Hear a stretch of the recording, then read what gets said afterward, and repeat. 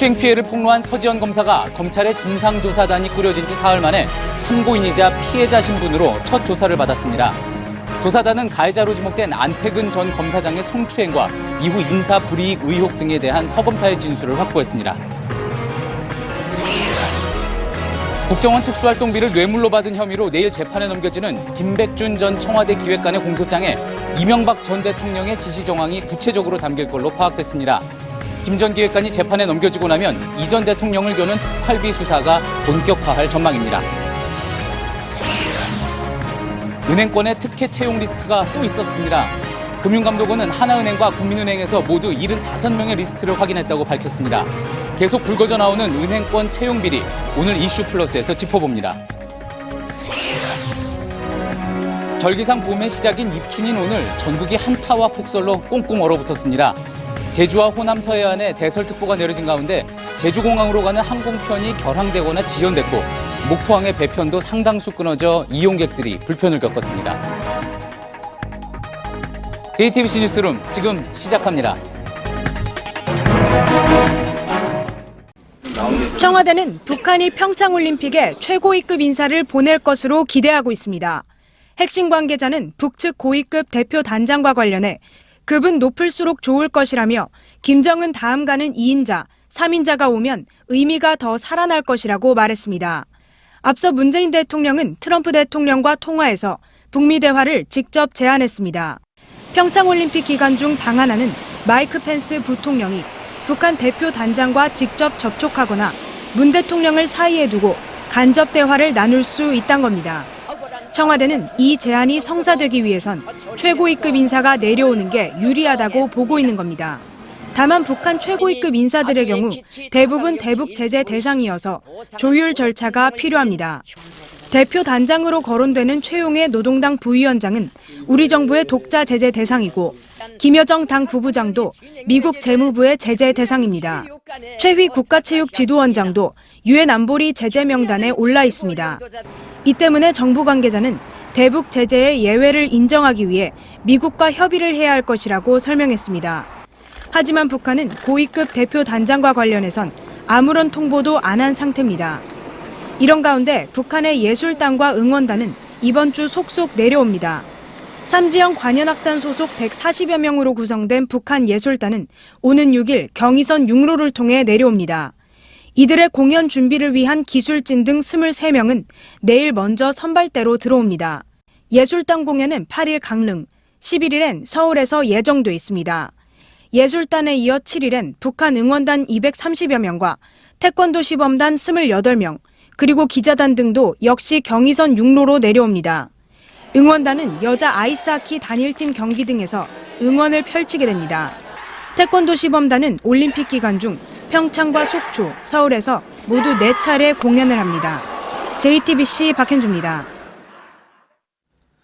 북한의 장웅 국제올림픽위원회 IOC 위원이 오늘 인천공항을 통해 입국했습니다. 장 위원은 상당히 여유 있는 모습으로 기자들의 질문에 답했는데 올림픽에 맞춰 내려올 북한 고위급 대표단 구성에 대해서는 말을 아꼈습니다. 온누리 기자입니다.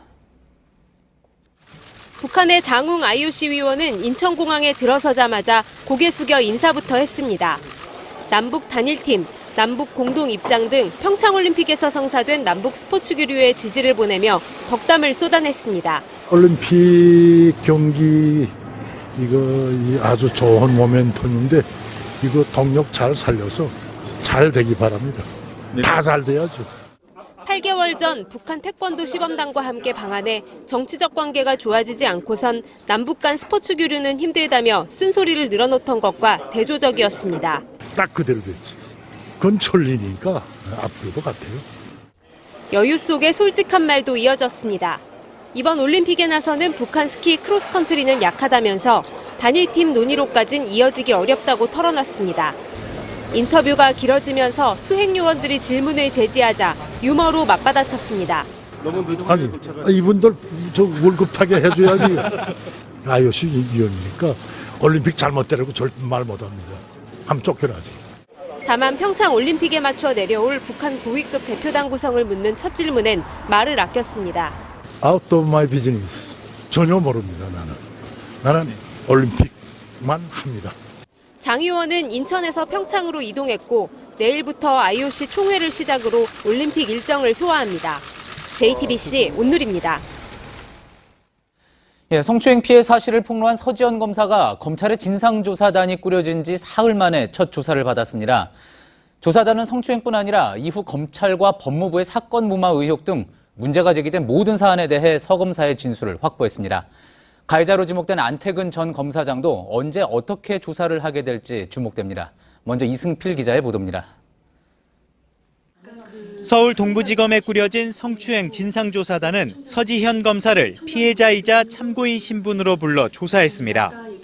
앞서 서 검사는 2010년 장례식장에서 발생한 성추행 피해를 폭로하고 가해자로 당시 법무부 간부였던 안태근 전 검사장을 지목했습니다.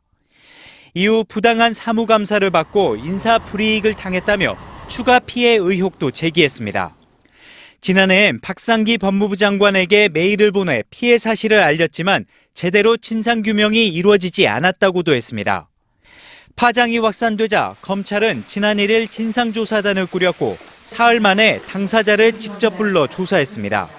서 검사가 제기한 모든 의혹에 대해 진술을 들으면서 조사는 당초 예상보다 길어진 것으로 알려졌습니다.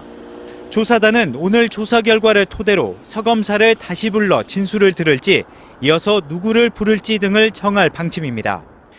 특히 성추행 가해자로 지목된 안태근 전 검사장 그리고 인사불이익과 관련된 관계자들의 조사 시점과 방식이 어떻게 결정될지도 주목됩니다.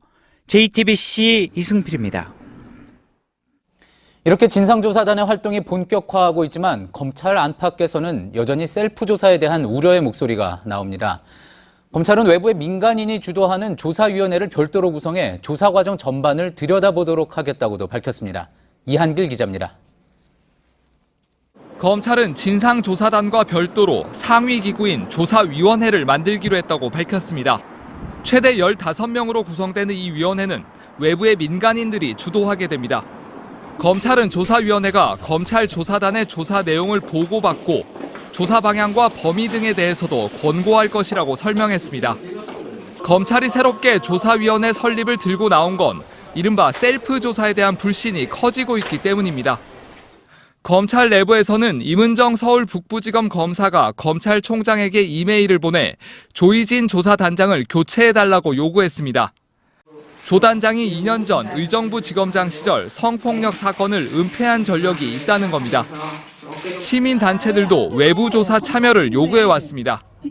이번 사건에 대한 진상조사는 반드시 외부 조사로 진행돼야 합니다. 국가인권위원회 역시 검찰이 그동안 내부 성폭력 사건을 제대로 처리하지 않았을 가능성이 있다며 직권조사에 들어간 상황입니다. 검찰은 조사위원회가 사건 조사와 함께 조직문화 개선책도 마련할 것이라고 밝혔습니다. JTBC 이한길입니다. 검찰 내부의 성폭력 문제가 서지현 검사의 폭로로 갑자기 이슈화되기는 했지만 사실은 꽤 오래된 문제입니다. 저희가 입수한 자료에 따르면 최근 7년간 성범죄로 징계를 받은 검사가 10명이 넘습니다. 이윤석 기자입니다. 지난해 서울 서부지검의 한 부장검사는 후배 여검사를 성추행했다가 면직 처분됐습니다. 2015년에도 서울 북부지검의 한 부장검사가 후배 여검사를 성추행했다가 경고 처분을 받았습니다. 성희롱, 성추행 등 성범죄로 징계를 받은 검사는 2011년 이후 모두 11명이었습니다. 하지만 서지현 검사의 사례처럼 숨겨져 있는 사건들을 고려하면 실제 수치는 훨씬 더 높을 것이란 지적이 많습니다. 내부 분위기 자체가 굉장히 권위주의적이기 때문에 이런 문제들을 드러내놓고 문제 제기하기 어려웠다라고 하거든요. 법무부 차원에서도 전수조사가 이루어져야 된다고 생각합니다. 같은 기간 성범죄자 등의 교화를 담당하는 보호관찰소나 치료감호소 등에서 근무하는 교정 공무원 15명도 성범죄로 징계를 받았습니다. 성범죄를 수사하고 기소하는 검사와 교화를 맡은 공무원들의 성범죄가 끊이지 않고 있는 겁니다. JTBC 이윤석입니다. 네, 다음 소식입니다. 김백준 전 청와대 총무기획관이 국정원 특수활동비 4억 원을 받은 혐의로 재판에 넘겨집니다. 이 돈을 청와대 금고에 보관하다 쓰는 과정에 이명박 전 대통령의 지시가 있었다는 내용이 공소장에 담길 예정입니다. 이 전 대통령에 대한 수사도 가시화되고 있습니다. 심수미 기자입니다. 김백준 전 청와대 총무기획관은 김성호, 원세훈 두 국정원장에게 2008년과 2010년 직접 전화를 걸어 현금을 요구한 걸로 조사됐습니다. 당초 사실관계를 부인하던 김 전 기획관은 지난달 구속된 이후 이명박 전 대통령이 받으라고 지시해 돈을 받았다고 털어놓기 시작했습니다. 받은 현금은 모두 청와대 총무기획관실에서 사용하는 금고 2개에 보관을 했고 자신이 사적으로 쓰지는 않았다는 겁니다. 또 이 전 대통령이 어디에 얼마를 쓰라고 할 때마다 꺼내어 사용했을 뿐이라고도 주장했습니다. 검찰은 김 전 기획관을 내일 뇌물수수 혐의로 재판에 넘기면서 이 같은 이 전 대통령의 공모 정황을 공소장에 담을 예정입니다. 특히 검찰은 김 전 기획관을 재판에 넘긴 뒤 뇌물 4억 원의 구체적인 사용처에 대해 수사를 확대할 방침입니다. 이 과정에서 이 전 대통령에 대한 직접 조사가 불가피하다는 관측이 나오고 있습니다. 검찰은 오늘 민간인 사찰 폭로를 무마하기 위해 국정원 특활비 5천만 원을 받은 김진모 전 민정비서관도 뇌물수수 등 혐의로 재판에 넘겼습니다. JTBC 심수희입니다. 다스의 비자금 의혹과 관련해 서울 동부지검 수사팀이 2008년 BBK 수사를 했던 정호영 전 특검을 9시간 넘게 조사했습니다. 수사팀은 정 전 특검이 120억을 회사 차원의 비자금이 아니라 경리 직원이 개인적으로 횡령한 것으로 판단한 경위를 추궁했습니다. 수사팀 관계자는 사실관계에 대한 조사가 거의 마무리 단계라고 밝혔습니다. 네, 이재용 삼성전자 부회장의 뇌물 공여 혐의에 대한 2심 선고가 내일입니다. 1심 이후에도 특검팀과 변호인단은 50건이 넘는 의견서를 제출했습니다. 내일 선고는 박근혜 전 대통령의 재판에도 영향을 줄 텐데 지난달 박 전 대통령은 재판부에 자필 탄원서까지 낸 것으로 확인됐습니다. 김필중 기자입니다. 박영수 특검팀과 이재용 삼성전자 부회장의 법정 공방이 마무리된 건 지난해 12월 27일입니다. 하지만 특검과 변호인단은 이후 재판부에 의견서를 제출하며 다툼을 이어갔습니다. 특검이 22건, 변호인 측이 30건으로 하루에 한두 건을 보낸 셈입니다. 의견서는 대부분 뇌물 여부를 놓고 벌인 법리 싸움입니다. 특히 의견서엔 2014년 9월 10일로 지목된 박근혜 전 대통령과 이재용 부회장의 이른바 영차 독대 공방이 상당수 포함됐다고 합니다. 이와 관련해 이 부회장은 결심 재판에서 내가 치매냐며 화를 내는 등 민감한 반응을 보이기도 했습니다. 이 부회장 2심 선고는 박 전 대통령과 최순실 씨의 뇌물수수 혐의와도 연결돼 더욱 주목되는데 지난달 16일 박 전 대통령이 직접 쓴 탄원서가 재판부에 전달된 것으로 확인됐습니다. 우편으로 보낸 탄원서엔 삼성의 승마 지원을 요구한 바 없고 이 부회장 경영권 승계에 도움을 준 일도 없다는 주장이 담긴 걸로 전해졌습니다. 박 전 대통령은 앞서 이 부회장 재판에 증인으로도 채택됐지만 이를 거부한 바 있습니다. JTBC 김필주입니다.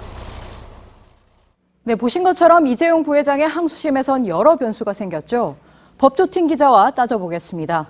김선미 기자, 영차 독대는 항소심에서 처음 언급된 거죠. 그러니까 독대 자리에서 이 부회장과 박 전 대통령이 뇌물을 논의했는지 그게 핵심 아니겠습니까? 네, 그렇습니다. 1심에선 박근혜 전 대통령과 이재용 부회장의 첫 독대가 2014년 9월 15일에 이뤄졌다고 봤습니다. 네. 이에 대해서 삼성 측은 이날 독대는 대구 창조경제혁신센터 개소식에서 약 5분간 대화를 한 게 전부인데 어떻게 이 사이에 뇌물에 대해서 논의를 할 수 있겠느냐라고 반박을 했었는데요. 네. 그런데 항소심에서 이전에도 독대가 있었던 정황이 드러났습니다. 먼저 안봉근 전 비서관이 최근 검찰에서 대구가 아닌 청와대 안가에서 2014년 하반기에 독대가 있었다고 진술했습니다. 이후 9월 12일에 이미 두 사람이 만난 정황이 속속 드러났습니다. 네. 영차 독대 하루 전날에는 안종범 전 수석의 휴대전화에서 삼성 참고자료, 말씀자료라는 파일을 다운로드한 기록이 나왔습니다. 네. 그리고 독대 당일에는 박 전 대통령이 청와대 안가에서 3시간가량 머물렀다는 출입 기록도 이를 뒷받침했습니다. 하지만 이재용 부회장은 제가 그걸 기억 못하면 치매라면서 독대 자체를 부인했습니다. 네, 그리고 법원이 특검팀에 정유라 승마 지원에 적용할 혐의를 바꾸는 게 어떻겠느냐 했는데 특검이 실제로 바꾸기도 했고요. 네, 그렇습니다. 항소심 재판부는 재판 막바지에 이르러서 이 승마 지원을 단순 뇌물 공여죄로 기소했는데 제3자 뇌물죄를 추가하는 것이 어떻겠느냐라고 직접 특검팀에 제안을 했었습니다. 네. 1심 재판부는 이 단순 뇌물죄를 유죄로 인정했었는데 이 죄는 공무원에게 금품을 줬을 때만 적용이 되는 죄입니다. 네. 이에 따라서 이 승마 지원을 받은 최순실 씨와 공무원인 박 전 대통령이 공범이라는 점도 명확히 했었는데요. 그런데 단순 뇌물과 달리 제3자 뇌물죄는 이 부회장이 박 전 대통령에게 부정한 청탁을 하고 금전적 지원은 최순실 씨에게 해도 유죄로 인정될 수가 있습니다. 네. 이 때문에 내일 항소심 재판부가 단순 뇌물죄와 제3자 뇌물죄에 대해서 어떻게 판단할지가 주목되는 겁니다. 네, 단순 뇌물죄가 되려면 공범관계가 정확해야 되는데 이미 다른 수사에서 그런 정황들이 나왔죠.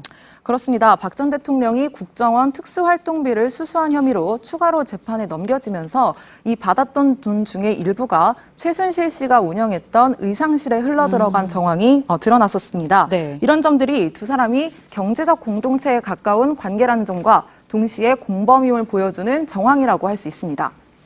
네, 그리고 하나 더요. 1심에서 인정된 묵시적 청탁, 이것도 내일 가려지게 되죠. 그렇습니다. 1심 재판부는 이재용 부회장의 포괄적 현안에 대해서 묵시적 청탁이 있었다라고 판단을 했었습니다. 네. 즉, 이 부회장이 삼성 계열사 합병을 포함해서 본인이 경영권을 승계하는 데 필요한 정부의 지원을 받았고 최순실 씨 측이 이 부회장으로부터 거액의 승마 지원 등을 받았다는 건데요. 이것이 박 전 대통령과 이 부회장의 독대를 통해서 2심 전심식으로 이뤄졌다고 본 겁니다. 네. 이런 판단이 내일도 유지될지 주목됩니다. 네, 내일 선고 지켜보도록 하죠. 김선미 기자였습니다.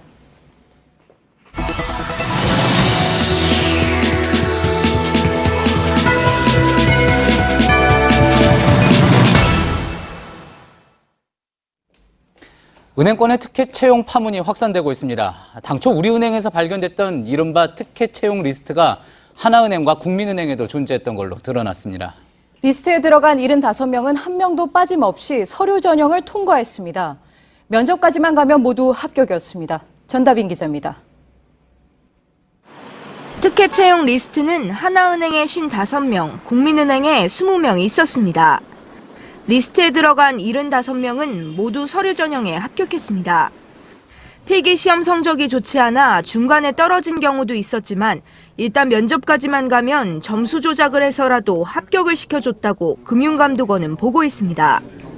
하나은행에선 계열사 사장 지인의 자녀가 임원 면접에서 처음엔 불합격 점수를 받았는데도 면접 다음 날 점수가 바뀌면서 합격했습니다. 국민은행 특혜 채용 리스트엔 윤종규 KB금융지주 회장의 종손녀가 있었는데 최종 합격했습니다. 회장의 종손녀가 그렇게 서류 전형에서 813등을 하다가 최종 합격자에서 4등을 했다라는 것은 누가 봐도 납득하기 어렵다. 그래서 당장 사퇴해야 된다 이런 입장입니다. 특혜 채용 리스트가 은행권에 퍼져 있었다는 사실에 취업준비생들은 분노합니다. 화가 많이 나죠. 불강력적인 힘이 작용되는 거니까 굉장히 힘이 많이 빠지는 것 같아요. 처음 단계인 시험에서부터 갑질이 일어나니까. 해당 은행들은 특혜 채용 리스트 의혹에 대해 현재는 입장을 밝힐 수 없고 검찰에서 소명하겠다고 했습니다. JTBC 전다빈입니다.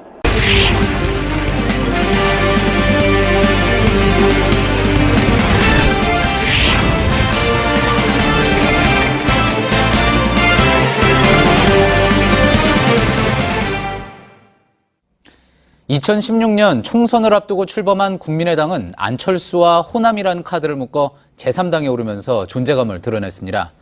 하지만 그로부터 딱 2년, 국민의당은 이번 주에 공식적으로 찢어집니다. 바른정당과 합치는 통합파는 미래당이라는 새 당명으로 공동행보를 시작했고 또 반대파도 내일 탈당을 해 모레 민주평화당을 창당합니다. 이희정 기자의 보도입니다. 국민의당 호남 의원들이 주축인 민주평화당은 6일 창당대회를 엽니다. 이를 위해 의원들은 내일 단체로 국민의당을 탈당할 예정인데 오늘은 신당의 로고 등을 공개하며 분위기를 띄웠습니다. 민주화, 평화, 또 민생 속으로의 그 비상이라고 생각을 합니다. 2월 6일 날 중앙당 창당대회를 앞두고 있습니다. 이런 가운데 미래당으로 뭉칠 안철수, 유승민 두 대표는 민생 현장 방문을 처음으로 함께했습니다. 서울의 한 아파트를 찾아 경비원 최저임금 인상에 대한 의견을 들은 겁니다. 미래당이 될 때 이런 부분들 계속 실제로 민생에 도움이 될 수 있는 정책들 지속적으로 열심히 하겠다는 약속도 드리겠습니다. 바른정당은 내일 미래당으로 가는 안을 최종 추인받는 전당대회를 엽니다. 미래당의 대표와 관련해선 유승민 대표와 국민의당 출신 박주선 의원이 함께 맡을 것이란 구체적인 전망이 나옵니다. 이로써 지난 2016년 총선에서 화려하게 등장했던 국민의당은 이번 주에 공식적으로 분당되고 국회도 3개 교섭단체 중심에서 다당 체제로 분화하게 됩니다. JTBC 이희정입니다. 그동안 제3당인 국민의당은 중요 표결 때마다 결정권을 쥐는 이른바 캐스팅보트 역할을 도맡아왔습니다. 하지만 이제 당이 분화하면서 국회 운영에도 변화가 불가피해졌습니다. 특히 지방선거에 출마하려고 사퇴하는 의원까지 나오면 정치 지형이 더 복잡해질 수 있는데 정재윤 기자가 짚어봤습니다. 국민의당의 분화로 앞으로는 어느 한 당이 캐스팅보트를 쥐긴 어려워질 전망입니다. 1당과 2당이 4석 차이인 가운데 미래당은 30석 안팎, 민주평화당은 16석 안팎이 될 걸로 보이기 때문입니다.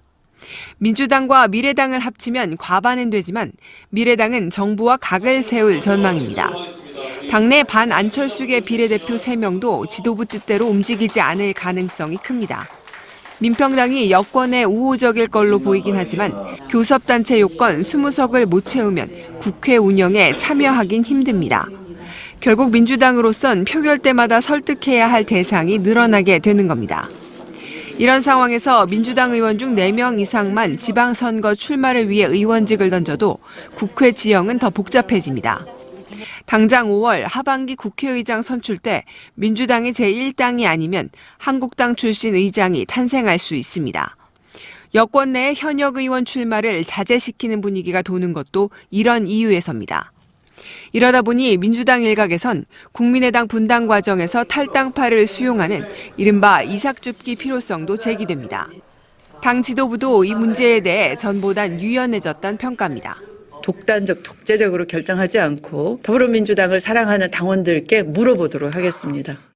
JTBC 정재윤입니다. 자유한국당 홍준표 대표가 거짓 뉴스를 했다며 MBN에 대해 당 차원의 취재 거부를 선언해 논란이 됐었죠. 오늘 한 발 더 나아갔습니다. 지난 대선 당시 자신에 대한 보도에 불만을 표시하면서 언론 환경 전체를 문제 삼았습니다. 이선화 기자입니다. 홍준표 대표가 페이스북에 올린 글입니다. 경남지사 시절 반발 속에서 밀어붙인 진주의료원 폐업을 상기시키면서 이번에 MBN과도 타협하지 않겠다고 썼습니다. 정정보도에도 법적 대응을 예고한 건데 이 과정에서 개가 짖어도 기차는 달렸다는 표현을 썼습니다. 그러면서 홍 대표는 언론 환경을 묵과하면 대선 때의 악몽이 지방선거까지 이어질 수 있다는 주장도 폈습니다. 대선 당시 후보였던 자신에 대한 보도에 불만을 표시하면서 이번 MBN과의 충돌을 계기로 지방선거를 앞둔 언론 전략을 다시 세우겠다는 뜻을 밝힌 겁니다. 실제로 홍 대표는 취재 거부의 자유를 또다시 강조했습니다. 하지만 이런 주장에 대해 더불어민주당 표창원 의원은 20세기 독재라고 비판했습니다. 이런 가운데 홍 대표는 역시 페이스북을 통해 조만간 출범할 미래당을 향해 내부 비판을 하다가 나간 사람들이 만드는 당이라며 내부 총질 전문당이라고 비판했습니다. 이에 대해 안철수 대표 측인 김철근 국민의당 대변인은 미래당에 대한 두려움의 표현이라고 반박했습니다. JTBC 이선아입니다. 예, 계속해서 평창올림픽 관련 소식 하나 더 전해드리겠습니다. 지금 평창 시내 대부분 상점에는 특정 카드사의 홍보 문구가 붙어 있습니다. 해당 카드로 결제가 가능하게 한다는 그런 의미겠죠. 그런데 정작 이런 상점들 중에는 카드를 아예 받지 않고 왜 이런 홍보물이 붙었는지 모르겠다는 그런 곳도 많았습니다. 어찌된 일인지 이상엽 기자가 알아봤습니다. 평창올림픽 주요 빙상 경기들이 열릴 강원 강릉시 거리입니다. 보신 것처럼 대부분 가게 문 앞에는 이렇게 올림픽 공식 마크와 함께 특정 카드를 환영한다는 팻말이 붙었습니다. 이곳을 찾는 관람객들은 이 팻말이 붙은 곳은 당연히 카드 결제가 가능한 걸로 생각할 겁니다. 정말 그런지 한번 살펴보겠습니다. 팻말이 붙은 가게에서 카드를 내밀었더니 사용할 수 없다고 말합니다. 카드 안 돼요? 제가 카드 사용 안 합니다. 모르겠어요. 어디서 붙였는지 모르겠지만 누가 와서 쓰더라고요. 다른 가게도 상황은 마찬가지입니다. 하는 때 치웠는데 그것도 다르네요. 때 치우기. 알고 보니 이 팻말은 비자카드 측이 붙였습니다. 평창올림픽 공식 후원업체인 비자는 가게 주인들과 협의에 붙였다고 주장하지만 상점들은 모르는 얘기라고 말합니다. 비자 가능합니다? 네. 모르는데? 그럼 달려있는 것도 모르셨어요? 누가 달아놨어 그냥. 결국 혼란은 평창을 찾는 국내외 소비자들 몫입니다. 이제 올림픽 개막은 초읽기에 들어갔습니다. 점점 많은 관람객들이 이곳으로 모여들고 있고 함께 즐길 준비도 끝나갑니다. 하지만 상업적인 광고와 소홀한 안내가 겹치면서 엉뚱한 혼란도 여전히 생기고 있습니다. JTBC 이상혁입니다. 네, 오늘이 봄의 시작, 입춘이었죠. 지난 50년의 입춘 가운데 두 번째로 추웠습니다. 대설특보까지 내려진 제주와 호남 서해안은 하늘길과 바닷길이 막혀 불편이 컸습니다. 이수정 기자입니다. 강한 바닷바람에 선박에 달린 깃발이 떨어져 나갈 듯합니다. 발이 꽁꽁 묶인 배 위에는 눈이 쌓여 이미 얼음왕국이 됐습니다. 풍랑특보에 대설특보까지 겹친 목포항은 23개 항로 중 21개 항로가 전면 폐쇄됐습니다. 폭설은 하늘길도 막았습니다. 대설과 강풍, 윈드시어 특보로 제주공항엔 오후 6시 기준 20편의 항공기가 결항됐고 197편은 지연 운항돼 이용객들이 불편을 겪었습니다. 이번 눈은 모레까지 계속됩니다. 기상청은 제주 산지와 울릉 독도에는 최대 50cm, 전라 서해안에는 15cm의 눈이 더 온다고 예보했습니다. 오늘 서울에서는 봄맞이 행사가 열렸습니다. 하지만 절기를 거스른 듯한 추위는 막을 수 없었습니다. 봄이 돌아오는 입춘이어도 이렇게 추운 거 보면 참 날씨가 이상합니다. 오늘 서울의 최저기온은 영하 12.8도. 최근 50년간 입춘 중 2006년 다음 두 번째로 추운 입춘입니다. 올겨울은 북극 강기가 강하게 내려오면서 4번이나 강하게 내려오면서 추위가 계속됐는데 봄이 다가오는 2월에도 역시 강하게 내려와서 추운 날씨를 보이고 있습니다. 이번 추위는 다음 주 수요일까지 이어지고 2월 중순부터는 평년과 비슷한 날씨를 보이겠다고 기상청은 내다봤습니다. JTBC 이수정입니다. 오늘 오후 6시 50분 충북 옥천 북북동쪽 8km 지역에서 규모 2.8의 지진이 났습니다. 진앙은 북위 36.37도, 동경 127.62도입니다. 또 깊이는 14km입니다. 당시 대전 등 인근 도시에서 땅울림 신고가 있었지만 기상청은 지진 피해가 예상되진 않는다고 밝혔습니다. 네, 어제 신촌 세브란스 병원 화재에선 인명피해가 없었습니다. 스프링클러와 방화 셔터가 작동해서죠. 이렇게 불이 났을 때 초기 피해를 줄여줄 시설들이 절실합니다.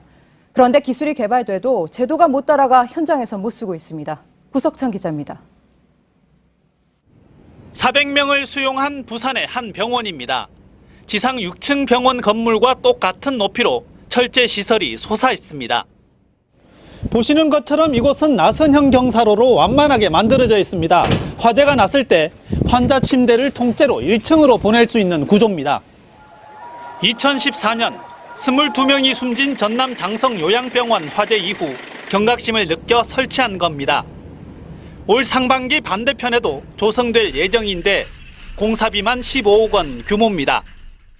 오래된 전동차에서 화재가 빈번했던 부산 지하철도 변화하고 있습니다.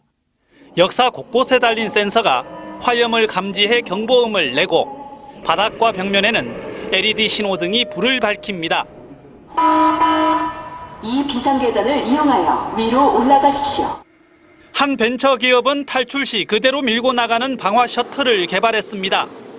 신소재를 사용해 훼손이 없고 신속한 대피가 가능하다 보니 전국의 다중이용시설에 팔려나가고 있습니다. 하지만 발목이 잡힌 사례도 있습니다. 5년 전 개발된 발판 달린 자동 하강 사다리는 특허도 받았지만 법적 규정이 없어 인증을 못 받았습니다. 기술 발전의 속도만큼 법 제도도 정비가 필요하다는 목소리가 커지고 있습니다. JTBC 구석찬입니다. 미국 뉴욕은 지금 관광지에 말뚝을 받고 있습니다. 지난해 차량이 돌진하는 테러를 겪은 뒤 타임스퀘어처럼 인파가 몰리는 곳엔 보호장치를 두는 겁니다. 평창올림픽을 앞두고 우리도 테러에 대비가 돼 있는지 점검이 필요해 보입니다. 심재우 특파원입니다. 지난해 10월 미국 뉴욕의 웨스트사이드 자전거 도로에서 시민과 관광객 8명이 목숨을 잃었습니다. 우즈베키스탄 이민자 출신의 테러리스트는 차량으로 행인들을 공격했습니다. 잇따른 테러에 놀란 뉴욕시가 올해 들어 시 전역에 차량 돌진 테러를 막을 수 있는 볼라드, 즉 말뚝 1,500개를 설치키로 했습니다. 5천만 달러, 우리 돈 530억 원을 투입해 유명 관광지와 인구 밀집 지역부터 설치하기 시작했습니다. 하루 유동인구가 40만 명을 넘는 타임스퀘어 주변 보행자 도로에도 볼라드가 만들어졌습니다. People have to be able to get around, but they have to be safe at the same time. These new bollards will allow us to do that. 그러나 좀 더 일찍 설치해 차량 돌진 테러를 막을 수 있었다는 지적도 나옵니다. 이미 지난해 5월에도 약에 취한 운전자가 타임스퀘어 인도를 돌진해 1명이 사망하고 20명이 부상을 입었습니다. 이런 이유로 웨스트사이드 자전거 도로에서 사망한 피해자 유족과 부상자 등 17명이 뉴욕시와 주정부를 상대로 총 6천억 원의 손해배상 청구 소송을 제기했습니다. 평창올림픽 개막을 앞두고 있는 우리나라에서도 소 잃고 외양간 고칠 일이 없는지 테러 대비 꼼꼼하게 재점검해야 할 것으로 보입니다. 뉴욕에서 JTBC 심조호입니다. 신촌 세브란스 병원 화재에 대한 2차 현장 감식이 오늘 진행됐습니다. 경찰은 3층 피자 가게 화덕에서 불이 시작된 것으로 보고 조사하고 있는데 누군가 고의로 불을 냈을 가능성은 없어 보인다고 밝혔습니다. 국내 비트코인 가격이 700만 원대로 떨어진 지 이틀 만인 오늘 900만 원 후반까지 올랐습니다. 앞으로 가격이 오르고 신규 자금도 들어올 것이라는 기대 때문이지만 해외 거래가보다는 여전히 낮은 역김치 프리미엄 상황입니다. 북한 김정은 위원장이 부인 이설주와 평양의 신형 무게도전차 트롤리버스를 시승했다고 조선중앙통신이 전했습니다. 무게도전차는 일반 버스와 비슷해 보이지만 트롤리선으로 전력을 공급받아 운행되는 대중교통입니다. 불붙은 비행기 파편이 여기저기 흩어져 있습니다. 러시아 국방부는 현지 시간 3일 시리아에서 작전 중이던 러시아 공군기가 반군 미사일에 격추됐고 조종사는 탈출 후 지상 교전 중에 숨졌다고 밝혔습니다. 보이 한 번만 살려달라고 얘기를 하시더라고요. 평생 살면서 이 사람만은 실망시키면 안 되겠다. 예, 최근 저희 뉴스에서도 청소년 범죄 관련 소식 많이 전해드렸습니다. 네. 정확한 처벌을 통해서 예방을 하는 게 무엇보다 중요하겠죠. 또 중요한 게 범죄를 저지른 뒤 교화입니다. 죄를 뉘우치고 다시 세상에 나가려고 준비하는 이들을 만나봤습니다. 서봉희 기자입니다. 김모 씨가 멘토와 함께 랩 가사를 쓰고 있습니다. 아니면 그런 거 어때요? 제가 고향에 있다가 타지 나와서 사니까 타지 나왔고. 그것도 좋지. 김 씨는 중학교 3학년 때 학교 폭력으로 소년원에 간 적이 있습니다. 퇴원을 하고 저를 찾아왔어요. 이렇게 살 수가 없다. 음악 심리 치료를 받으며 자신을 되돌아봅니다. 뉴스에 이제 청소년 범죄 얘기가 나오고 이런 얘기가 나오면 죄책감이 느껴지고 그런 부분이 이제 앞으로 제가 평생 안고 가야 될 부분인 것 같아요. 이제는 어두운 과거에서 벗어나기 위한 노력을 소년원에 있는 동생들과 나누고 있습니다. 앞으로 나가서 이런 사람을 만나라. 잘못된 걸 잘못했다 말하고 그거에 대한 해결책을 이제 내려주고 뭐 이렇게 치료해주는 사람입니다. 소년원 퇴소생들의 취업을 돕는 박보희 씨. 자신도 2차례나 소년원에 다녀왔습니다. 새 삶을 시작했지만 범죄자의 낙인은 아직 남아 있습니다. 내가 범죄자한테 왜 강의를 들어야 돼? 라고 저한테 얘기를 하더라고요. 그럴수록 더 냉정하게 아이들에게 현실을 가르칩니다. 처벌만큼이나 교화가 중요하다는 믿음도 깊어졌습니다. 저희 아이들을 평생 가둘 수 없잖아요. 정말 미친 듯이 노력해서 사람이 돼보려고 하는 친구들도 있거든요. 미안한 마음을 가지고 살아야 되고 그걸 누군가한테 돌려줄 수 있는 사람이 돼야 된다. 라는 거를 제일 강조를 많이 해요. JTBC 서봉원입니다. 예, 저희가 준비한 소식은 여기까지입니다. 시청해주신 여러분 고맙습니다.